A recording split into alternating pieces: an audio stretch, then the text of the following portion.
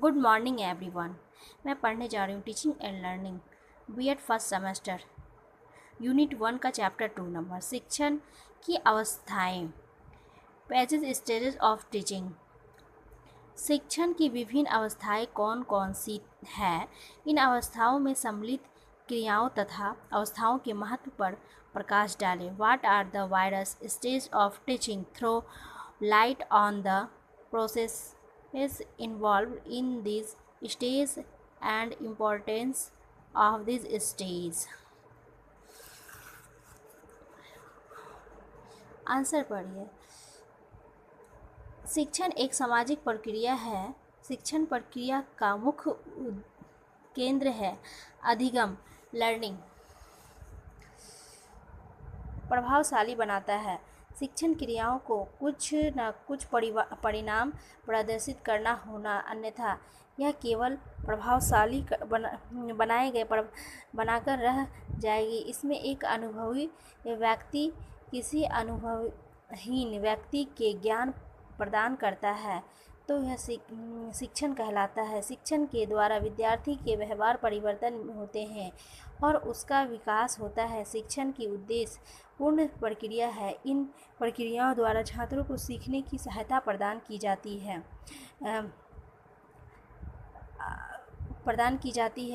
गुण की आवश्यकताओं व्यक्ति के कारण के लिए कई विद्वानों शिक्षण प्रक्रिया से जुड़ी हुए विभिन्न चरणों के शिक्षण को 4 अवस्थाओं में एक क्रिया माना गया है। ये क्रियाएं हैं पाठ्यक्रम योजना चरण, मापन चरण, दूसरा है मापन चरण, अनुदेशन चरण, मूल्यांकन चरण।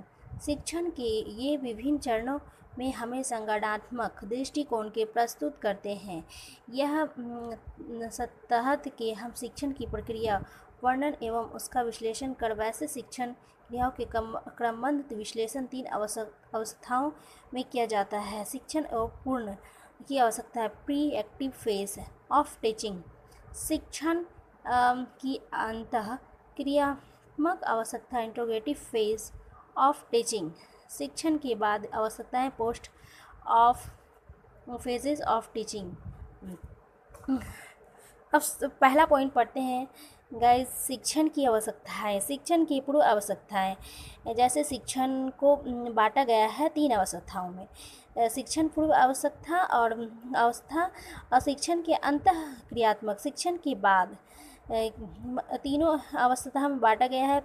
Pre active phase of teaching, interactive phase of teaching, post active phase teaching. शिक्षण की पूर्व आवश्यकता pre active phase of teaching. इस अवस्था शिक्षण के लिए योजना बनाई जाती है। शिक्षण कक्षा से करने से पहले अध्यापक जो भी जितना बनाता है यह कार्य करता है वो इस आवश्यकता के अंतर्गत। यह अवस्था बहुत ही वैसे अध्यापक पाठ योजना बनाता है। इस आवश्यकताओं को योजना के प्लानिंग फेज यानी महत्व का प्रकाश डालते हुए कहा गया है कि इस अवस्था के अध्यापक शिक्षण के संबंधित तैयारी करता है। यह अवस्था शिक्षण के उद्देश्य निर्धारित करते हैं और सामग्री चयन of the subject of matter, सामग्री तत्वों के क्रमबद्ध करना, sequencing of the elements of subject.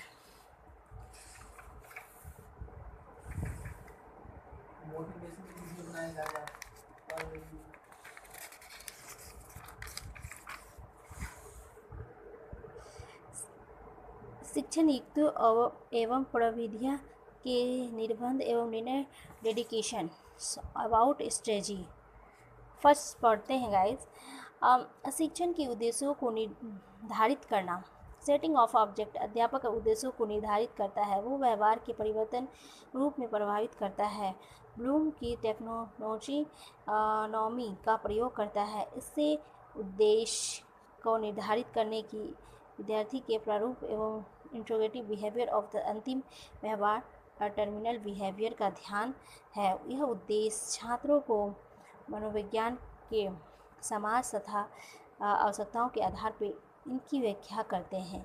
इन बातों पे ध्यान करना चाहिए। शिक्षण की उन सभी व्यवहारिक क्रियाएं की पहचान की जाती है जो छात्रों को के समय प्रभावित करती है, जो छात्रों के समय प्रभावित करती है। उन परिस्थिति के परिभाषा की जाती है जिनके अंतर्गत किया जाना। मापदंड व्यवहार क्रिएटिव बिहेवियर ऑफ द परिभाषित करना उद्देश्यों की प्राप्ति को निश्चित करते हैं जो योजना के स्तर पर मापदंड एवं विश्लेषण की व्याख्या कर ली जाती है। पाठ्यक्रम सामग्री एवं चयन selection of the subject matter अध्यापक शिक्षा की पढ़ाई की जाने वाली पाठ्य सामग्री के चयन संबंध के निर्णय लेना यह पाठ्य सामग्री करता है और इनके चिन्ह संकेतों भाषा तथा तर्क के संबंध में निर्णय लेता है जो इस प्रकार के रूप में मालूम करना एवं पाठ्य के लिए छात्रों को व्यवहार किया जाता है। पाठ्य के